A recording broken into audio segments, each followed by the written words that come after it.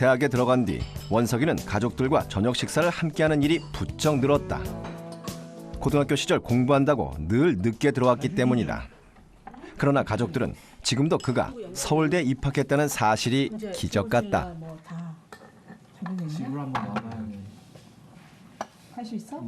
단 한 번도 생각해보지 못했던 일.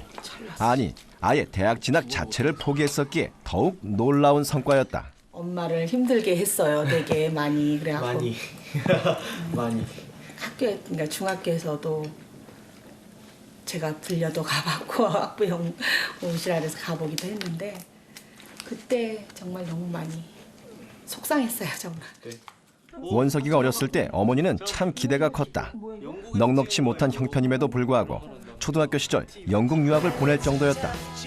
영국 유학 시절 원석이는 비교적 적응을 잘하는 아이였다. 영어도 금세 배웠고 성적도 나쁘지 않았다. 그러나 유학 생활은 길지 못했고 국내 중학교에 진학하면서 방황은 시작됐다. 어려운 그것 좀 어렵다 해서 다시 한국에 와서 교육을 시키다 보니까 우리나라 같이 이렇게 공부를 그 막 그냥 오랜 시간에 많은 과목을 이렇게 배우는 게 지한테 너무 힘들었던 것 같아요. 그러다 보니까 방황을 했던 것 같아요. 제가 봤을 때는. 성적이 거의 전교 꼴찌에 가까웠다. 하지만 원석이는 그저 공부 못하는 학생만이 아니었다.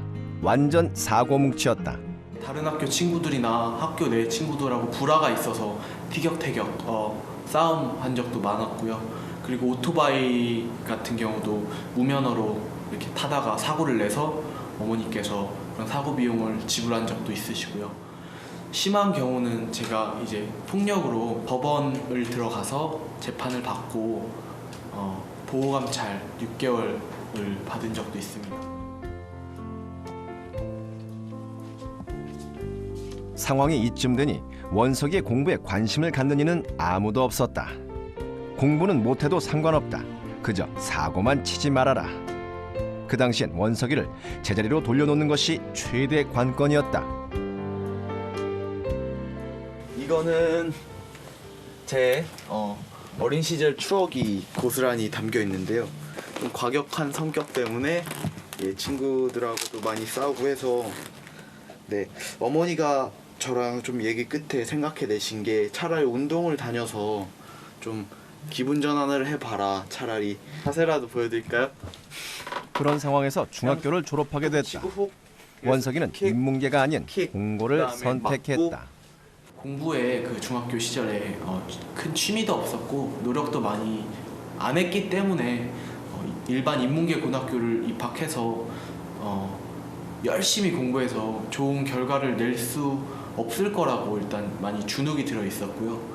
거기다가 제가 항상 갈망하던 대로 제가 배우고 싶은 과목들을 배우고 싶었기 때문에 저는 항상 꿈이 건축, 토목 이쪽이어서 어머니한테 내가 배우고 싶은 과목들을 배우게 해달라.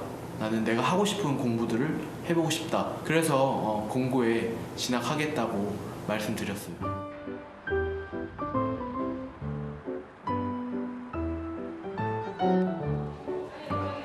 오랜만이네. 공고에 진학한 뒤 처음부터 대학 진학을 준비했던 것은 아니다. 1학년 때 원석이는 그냥 평범한 보통의 공고생이었다. 다만 차이가 있다면 원석이는 수업 시간만큼은 집중하고자 했다. 그러나 사실상 그건 참 어려운 일이었다. 그 당시 원석이네 반은 전혀 공부할 분위기가 아니었다. 처음에 제가 학교에 입학했을 때는 제가 공부를 좀 해보려고 노력을 했는데 일단 수업 분위기 자체가 조용하고 이런 침착한 분위기가 아니었고 또한 친구들, 학생들도 좀 많이 도를 지나치는 행동을 하기도 했고 좀 공격적이기도 했고요. 그리고 좀 이렇게 부드럽지 않은 면도 있었어요. 학교 수업은 주로 전공 과목에 맞춰져 있다. 수능에 필요한 과목을 공부하는 것은 아니다. 그러나 친구들은 전공조차도 관심이 없었다. 1학년이 끝날 무렵 원석이는 뭔가 결단하지 않으면 안 된다는 판단이 섰다. 처음엔 협박이었다. 그 다음엔 부탁했다. 제발 수업 시간에 떠들지 말자고.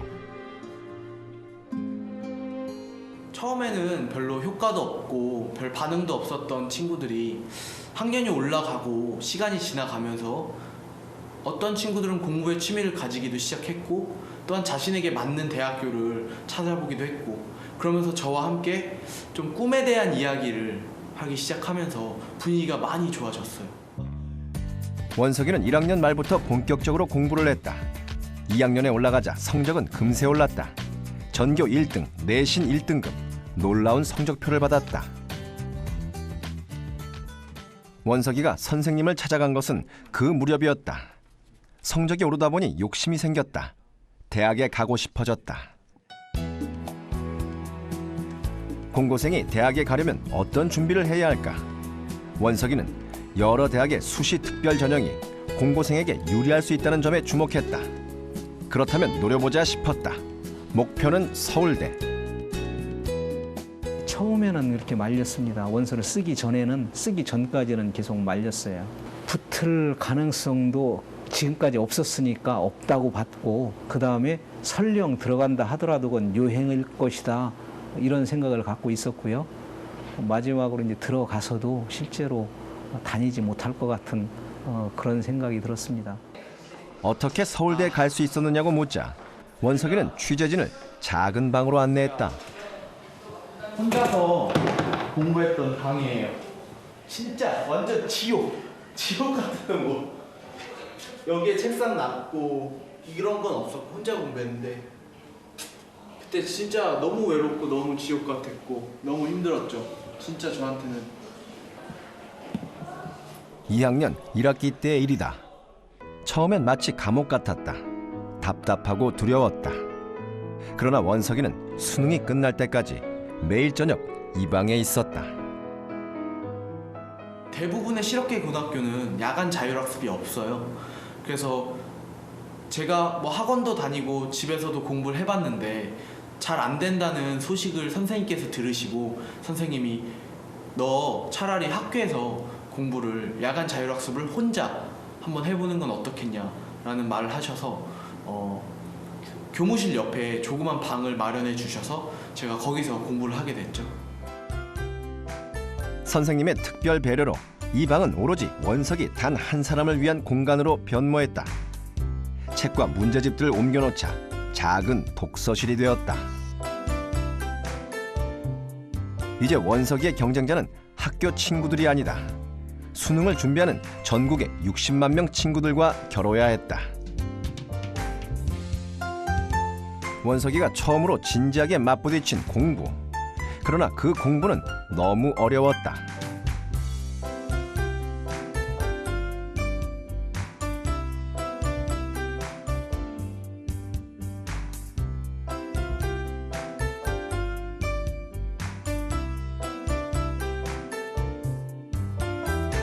매일매일 이곳에서 원석이는 그냥 졸았다. 책을 펼쳐들면 10분을 넘기지 못했다. 왜 이곳에서 이렇게 자고 있는 걸까? 끊임없이 괴로웠지만 이 방을 나가지는 않았다. 전 공부보다는 노는 거에 더 이제 관심을 가졌던 아이다 보니까 이제 제가 좋아하는 걸 하다 보면 싫어하거나 또는 못하는 거 안 하려고 그러잖아요. 그러니까 나가지 말자는 생각으로 그냥 버틴 거죠. 원석이가 방을 나갈 수 없었던 또 하나의 이유는 바로 선생님이었다. 커피가 필요하다 하면 아예 커피 포트를 갖다 주고 밥까지 해주는 선생님의 믿음을 저버릴 수가 없었다. 이 방에 두어 달간 있으면서 많이도 졸고 정신도 나보고 했지만 그래도 어떻게 해서든 이 방에서 나가지 않고 공부를 단 1시간이라도 열심히 하겠다라는 마음가짐이 있어가지고 엉덩이를 떼지 않고 계속 의자에 앉아 있었거든요. 화장실 가는 것만 빼고요. 그래서 그러다 보니까 아무래도 제 눈앞에 책이 있고 펜이 있고 하다 보니까 어느 순간 책이 눈에 들어오기 시작하고 공부가 머릿속에 들어오기 시작하더라고요. 그래서 그때부터 공부를 좀 집중적으로 하게 됐죠. 마음을 다잡은 원석이가 처음 도전한 과목은 영어. 초등학교 시절 유학 경험을 되살린다면 영어는 금방 따라잡을 수 있을 거라는 내심 은근한 자신감이 있었다. 처음엔 교과서를 그냥 읽었다. 무슨 뜻인지 몰라도 계속 읽었다. 우선 이렇게 해야 졸리는 걸 막을 수 있었다. 한 줄도 빠짐없이 다 줄그면서 읽었어요. 그냥 줄만 계속 그었어요. 줄그면서 그 눈이 그 펜에 잉크를 따라가도록 유도했죠. 꼼꼼하게 교과서와 참고서를 읽다 보니 대략 무슨 뜻인지 알 것도 같았다. 그래서 문제집을 풀었다. 하지만 결과는 참담했다. 20%도 맞추지 못했다. 왜 이럴까? 고민 끝에 모르는 단어를 한번 체크해봤다. 의외로 상당히 많았다. 대충 다 안다고 생각했는데 사실은 제대로 아는 게 거의 없었다. 제일 막히는 게 첫 번째로는 단어였어요.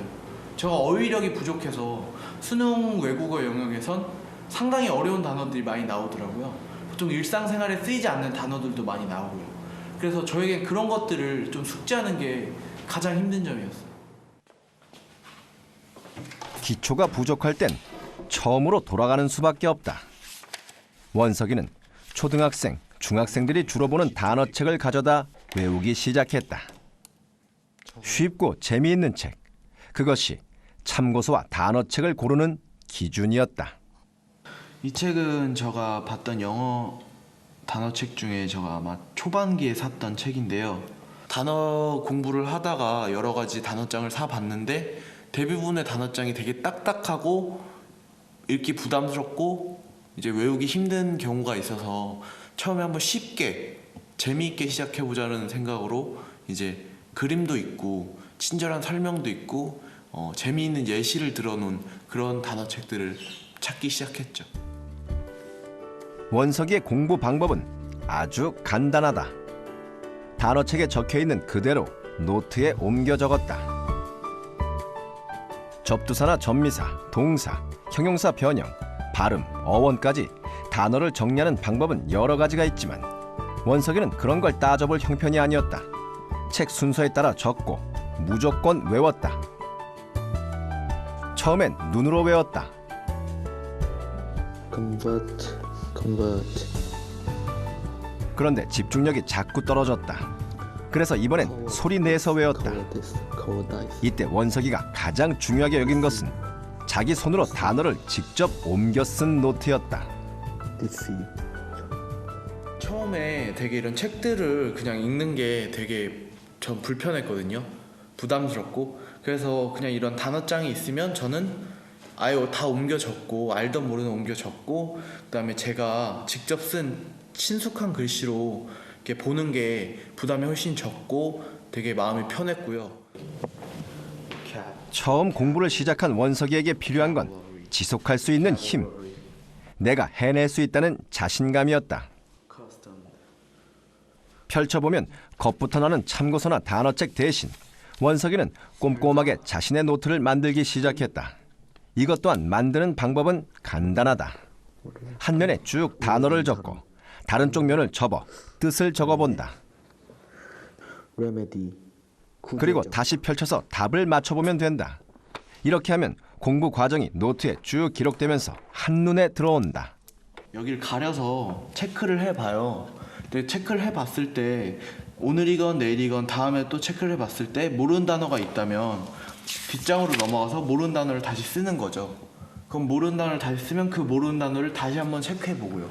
이런 식으로 단계적으로 모르는 단어를 줄여나가면 정말 자기가 모든 단어를 다 알았을 때쯤에 이 단어장이 꽉 차겠죠? 그럼 만족감도 늘고 그 다음에 모르는 단어도 거의 없어지고요. 그 다음에 자기한테 친숙한 글씨의 단어장이 생기는 거니까 나중에 까먹더라도 다시 볼 수 있죠. 내가 만든 공책, 내가 만든 단어장. 친숙한 노트가 생기자 공부에 대한 두려움, 거부감도 줄어드는 듯 했다. 근 2달에서 3달간 저는 이 단어를 극복 안 하면 안 된다는 심정으로 공부를 했어요. 그래서 무작정 일단 책에 있는 내용들을 노트에 옮겨 적은 것을 제 손에 들고 다니면서 제게 주어진 모든 시간들을 투자했어요. 화장실을 가든 밥을 먹든 버스를 타든 집에서 자기 전이든 이 얇아진 노트들을 들고 다니면서 계속 공부를 했죠. 단어에 자신감이 생기자 원석이는 두 번째 단계 문제풀이를 시작했다. 모의고사 문제풀이의 핵심은 시간. 정답을 모두 맞춘다 해도 시간 안에 풀어내지 못하면 말짱 헛일이다. 원석이는 친구들이 시간이 부족해 제대로 문제를 풀지 못한다는 걸 알고 있었다. 2학년 여름방학이 끝난 뒤 자신감이 충만한 상태에서 모의고사 문제를 풀었는데 2시간이 넘게 걸렸다. 몇 개 틀렸느냐 하는 건 문제가 아니었다. 이때 원석이는 소위 말하는 슬럼프에 빠져들었다. 해도 해도 끝이 보이지 않는 공부. 조금씩 회의가 밀려들었다. 이렇게 한다고 해서 과연 서울대에 갈 수 있을지 점점 자신이 없어졌다. 성적은 어느 정도 선에 멈춰 있지. 거기다 학생들은 밖에서 신나게 놀고 친구들은 가끔 요 앞에 찾아서 야 원서가 나와 하는데 그걸 참아내야 되고, 그리고 잠깐 나갔다 하면 선생님께서는 빨리 들어가라고 혼을 내시고, 그러니까 우울하기도 했고 많이 주눅이 든 시기였죠. 공부에 집중하지 못하는 시간이 점점 늘어갔다.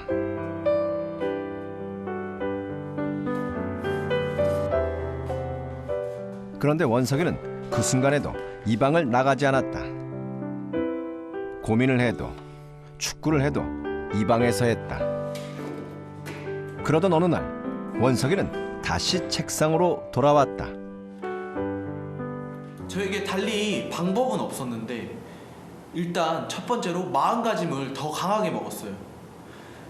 잘 안 되고 성적이 안 오른다고 슬퍼하고 짜증나고 답답해하는 게 아니라 내가 한번 해보겠다고 마음먹고 여기까지 달려왔는데 여기서 쓰러지고 여기서 포기한다면 나는 뭐가 되나, 결국 나는 이도저도 아닌 아무것도 아닌 아이가 된다라고 생각을 하면서 이왕 한 김에 진짜 죽는 한이 있어도 한번 해보자라는 생각을 했죠. 문제는 자신감이었다. 원석이는 우연히 어릴 때 읽었던 영어 소설책을 다시 집어들었는데 술술 해석이 된다. 그동안의 노력으로 여기까지 왔다. 그렇다면 다시 도전해볼 가치가 있다. 보이지 않지만 분명 실력은 잘하고 있었다. 원석이는 닥치는 대로 영어 모의고사 문제를 풀었다. 더 이상 머뭇거릴 시간이 없었다. 거진 하루에 최소한 100문제 이상은 풀었던 것 같아요. 즉 모의고사 읽기만, 독해만 3회분 정도죠. 그게 최소한에 푸는 문제였고 그렇게 쭉 계속 달려갔어요. 긴장하고 집중해서 문제를 풀자 속도는 점점 빨라졌다. 원석이가 영어에 올인했던 것은 대학 전형에서 실업계 전공 한 과목과 언어, 수리, 외국어 3과목 중 한 과목은 수능에서 2등급 이상을 받아야 했기 때문이다. 원석이는 영어에 승부를 걸었다. 고3으로 올라갔을 때 원석이는 수능 1등급을 노릴 수 있을 정도로 실력이 향상돼 있었다. 집 앞에 그 도서관이 하나가 있었거든요. 그 아파트 도서관을 다니겠다고 엄마한테 얘기를 하더라고요. 그걸 보고서 얘가 저게 진짜로 하는 얘기인가, 아니 진심에서 나오는 얘기인가, 아니면 진짜 놀려고, 아직 정신 못 차리고 좀 놀려고 하는 건가 의구심이 많이 들었어요. 확인 전화를 제가 되게 많이 했어요. 어디야? 맨날 전화해갖고 어디야? 그럼 도서관이래요. 그럼 나와서 손 흔들어. 그럼 진짜 손 나와서 이렇게 손을 흔들었거든요, 원석이가. 아, 그런 거 보면서 아, 얘가 좀 철이 들어가나? 좀 애가 좀 이제 정신을 좀 차린 것 같은데 많이 그렇게 좀 느낀 것 같아요. 성적도 좀 오르다 보니까 예전에는 저를 그냥 공부를 별로 안 하는 아이라고 생각했던 사람들이 제 성적을 보고 인정도 해주고 그리고 때때로 좋은 말도 많이 해주더라고요. 그래가지고 그걸 보면서 아, 나도 노력하면 이렇게 인정받을 수 있구나, 사람들이 나 이렇게 인정해주고 나도 이거에 맞춰서 공부를 하면 나중에 더 인정받지 않을까라는 생각에 공부에 푹 빠지게 됐죠. 고3 내내 원석이는 홀로 수능을 준비하며 일반 인문계 학생들처럼 지독하게 공부했다. 그리고 처음 목표했던 대로 서울대에 도전했다. 공고생으로 그 사례를 찾아보기 힘든 그 일을 원석이가 해냈다. 믿겨지지도 않죠. 정말 선생님들도 믿지도 않았어요. 내가 그래도 저런 제자를 하나 뒀구나 하는 그 뿌듯한 마음, 내 자식이 합격한 것처럼 이렇게 기뻤습니다. 이거 말로 표현을 못했어요. 정말 실감이 안 나고 그때 생각만 하면 아직까지 잠이 안 올 정도로 그렇게 행복했어요. 정말 잊을 수가 없어요.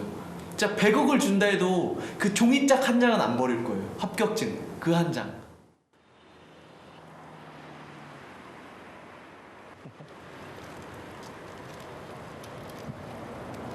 처음 들어왔을 때 뭐랄까 그때 제 자신한테 그런 말 했어요. 아 이제 너도 제대로 된 인생을 한번 살아보면 좋겠구나. 이제 제대로 된 인생을 살고 있구나. 이렇게. 대학 1학년 올 한 해도 원석이는 열심히 공부했다. 공고 출신이 서울대 과정을 과연 제대로 따라갈 수 있을까 하는 그 의심을 불식시키기 위해 뛰었다. 일단은 학사에서 멈추지 않고 석사, 박사까지 공부하고 싶어요. 그리고 제 마지막 꿈은 에펠탑 하면 파리에 있는 거라고 알듯이 한국을 대표할 수 있는 가장 위대한 건물을 지어보고 싶어요. 원석이는 올해 공부만 열심히 한 게 아니다. 그는 또 하나 중요한 일을 진행했다. 고등학교 시절의 경험이 너무 소중해 혼자만 알고 지나칠 수가 없었다.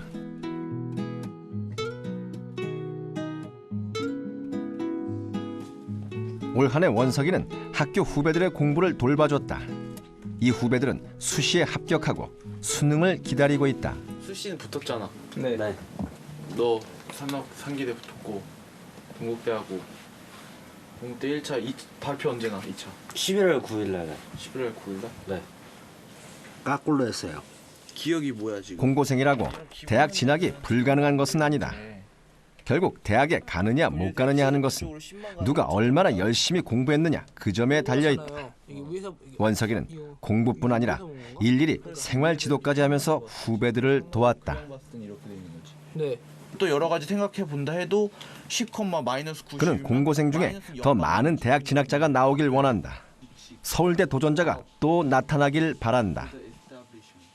행동이 없는 계획은 단지 기분 좋은 낙서일 뿐이고 노력이 없는 요령은 결국 결과가 없는 행동일 뿐이에요. 한마디로 가장 첫 번째로 와야 될 것, 가장 중요한 건 노력과 시간 투자라는 거죠. 시간은 배신하지 않는다는 말이 있잖아요. 우리는 하면 된다는 말을 알고 있다. 원석이는 그 말이 아직 유효함을 입증해 보여줬다. 누구나 그 신화의 주인공이 될 수 있음을 말이다.